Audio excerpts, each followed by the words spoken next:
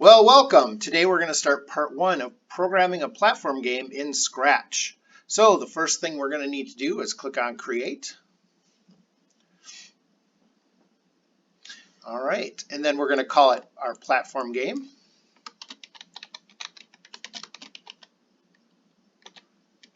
I'm going to make mine 4 because I have a few platform games. So the next thing I'm going to do is we're going to use this cat sprite right here. I'm going to make him a little bit smaller. There we go. And to start this game, we're going to go ahead and make some variables. So let's make a variable called level, so we know what level we're on. And let's make another variable called x velocity. This is like the speed of x, and x means the moving left and right. And I'm going to make my code a little bit bigger once we get there. So to start this, we're going to go to events. We're going to say when clicked. Let's zoom this up a little bit so you can see it better. Hopefully that won't be too big. So here's when clicked. And I want to set my level. So I'm going to go to variables and set the level to level 1. Bing. And we're going to use a new event that we haven't used before, which is we're going to broadcast a message. So we are going to broadcast a new message called start level. All right, so as you can see, I have my broadcasting start level. I'm going to click my flag. I'm going to start at level 1. And I'm going to say this message. This message is going to help any blocks of code that have this tab, which says when I receive a message, I'm going to call this start level. So this block of code will start when I run the flag. So let's go ahead and do that. The next block I'm going to need to put in here is I need to set my x velocity to 0 because I don't want my cat moving when the game starts. I don't want him to have some leftover velocity from something else he's done. So let's set our velocity to 0. And we're going to press the left and the right arrow keys to make our cat move left and right. So we want to have the computer constantly be checking to see if someone's pressing the left and the right arrow keys. So we're going to use this forever block to keep checking this loop. And we're going to use the if statement here to see if someone's pressing a key. So we'll go to sensing and we'll say when the space bar is pressed, but we're going to change this to the left arrow. So if the left arrow is pressed, then do something. We don't want our cat to go too fast. As people hold down the left or right arrow keys, he's going to speed up, keep speeding up based on the change that we set up. So what we're going to do is we're going to put another if-then statement inside of this if-then statement. So let's do that. And this is going to check with an operator to see if his speed is too fast or too slow.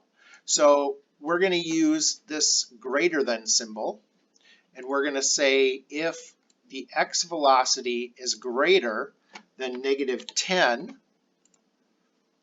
then do this. So we are going to go to change my x velocity by -2. Because this is a negative number, it's saying if this number is greater than -10, then change the velocity. If this number isn't greater than -10, then don't change the velocity, just leave it as it is, which will be -10. And we're using negative numbers because when we move to the left, it's negative. All right, let's do the same thing for the right arrow key. So I'm going to go to control again. I'm going to grab an if-then statement. And you can see it's very important to put it down here. It doesn't want to be nested inside of this first one or it won't work. So make sure there's these like 2 bars right here before you drag in this next if statement. All right, and so we're going to do the same thing. We're going to go to sensing. We're going to go to this and change it to the right arrow now because I want to move to the right, which is going to be positive numbers. And we're going to grab another if-then statement because we love them so much. And we're going to go to operators, and this time we're going to choose less than. So we're going to say if my x velocity is less than +10, I want to, if I'm not going at least 10 speed to the right, I want to slow down, or I want to speed up to get to 10 speed. So we're going to say change velocity by +2. All right, and that pretty much should make it so that if we use our left and our right arrow keys, we should move left and right.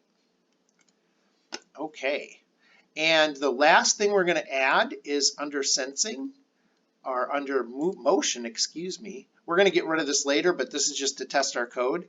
We're going to change x by our x velocity. And now if we hit run, it should run our game. And you can see when I hit the left arrow, I move backwards, and when I hit the right arrow, I move forwards. But if I'm not really good with my buttons, he'll keep moving. And that's what we want to fix. So that's what we'll fix in the next lesson.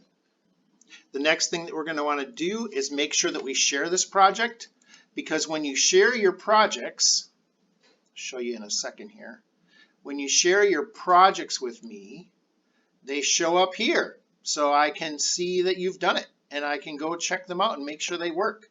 So make sure you hit the share button. All right. Thanks, everybody. We'll see you next time.